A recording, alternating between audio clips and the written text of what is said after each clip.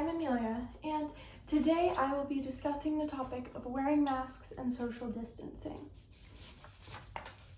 We all know that the world, and especially the US, is in a bit of a crisis right now. The coronavirus is completely taking over. There are so many cases and a lot of deaths. I know we're all pretty sick of this virus though, as it's been going on for so long. There is a simple solution though: wearing masks. If we wear them and support a nationwide mask mandate, this all could end a lot sooner and we could go back to school. We can see our friends and family again. Today, I will be discussing supporting and opposing sides to this issue. First, I will be going over the dangers of the coronavirus and the ways that it is spread. Second, I will be going over masks and social distancing and actual science behind how these help. Finally, I will be looking at some pushback towards masks from opposing sides. Although we all know the coronavirus has been devastating, we may not know the actual numbers. Since the beginning of this virus in January, there have been over 47 million cases and over 1.2 million deaths worldwide. We all know it spreads quickly and that it's very dangerous, but it can spread especially quickly within households, says the October 30th, 2020 CNN article by Sandy Lamotte and Virginia Landmaid. The article also advises people who suspect they are sick to isolate themselves from their loved ones. This can be hard, both logistically and emotionally, because it can be hard to be away from those that you love. Everyone is at risk to contracting this disease, but some groups are at a much higher risk for severe symptoms. According to the Mayo Clinic, the groups that are at this high risk for serious symptoms are older people, those with lung problems, people with heart disease, people with obesity, and anyone with any other underlying health conditions. If you are at high risk, it is especially crucial that you stay safe in every way that you can. Now that you know the dangers of the virus, let's talk about some solutions. The two main solutions that we have come up with so far are masks and social distancing. The CDC advises everyone over the age of 2 to wear masks in public situations, especially when social distancing can't really take place. This is really effective because the mask serves as a barrier over the face to prevent respiratory droplets from traveling into the air and onto other people when the person wearing the mask speaks, raises their voice, coughs, or sneezes.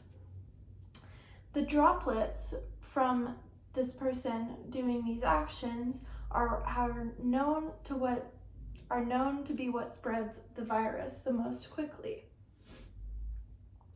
And the mask serves as a barrier to prevent the spread of the virus from happening.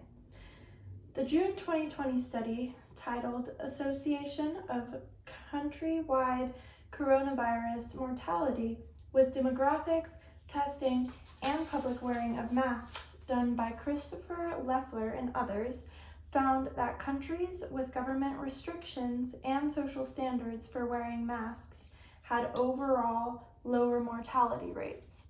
This is really important to look at because it can show us that just government or social standards for wearing masks can cause less deaths to happen overall. The other solution is social distancing.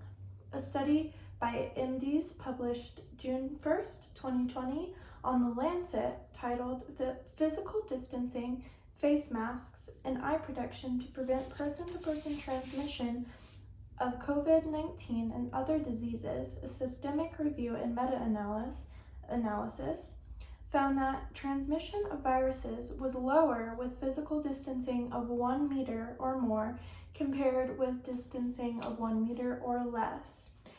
This gives us actual science and concrete evidence to support social distancing. This shows that if we just spread apart a little bit, we are much less likely to get sick. So far, I have gone over the numbers and dangers of COVID-19 and what we can do personally to slow the spread.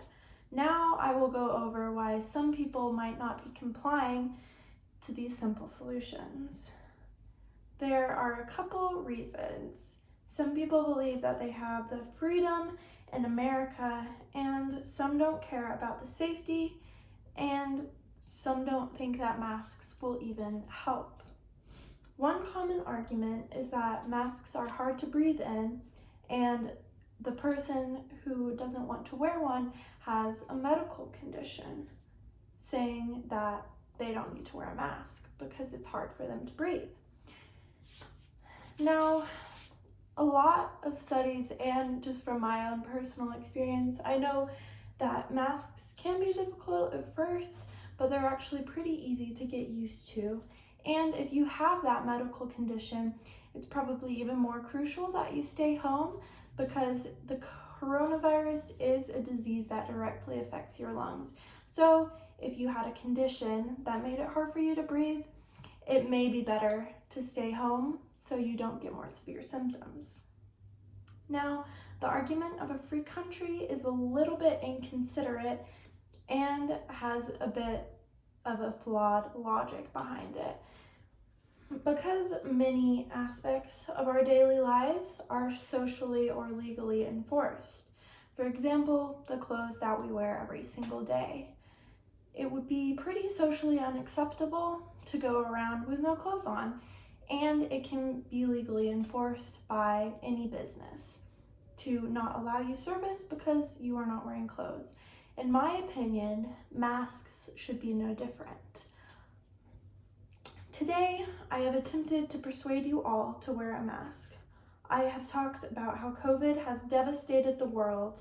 I have gone over the science behind wearing a mask and social distancing, and I have looked at a couple counter arguments to this claim. I know that it can be hard to wear a mask wherever you go and to remember it, but it can be extremely helpful. It can slow the spread of the disease. It can protect yourself and the people around you from getting the disease. And it can help our lives get back to normal a lot faster. This disease is so dangerous and it's taking over the world. But if you wear your mask, we will be one step closer to our lives going back to normal. Thank you.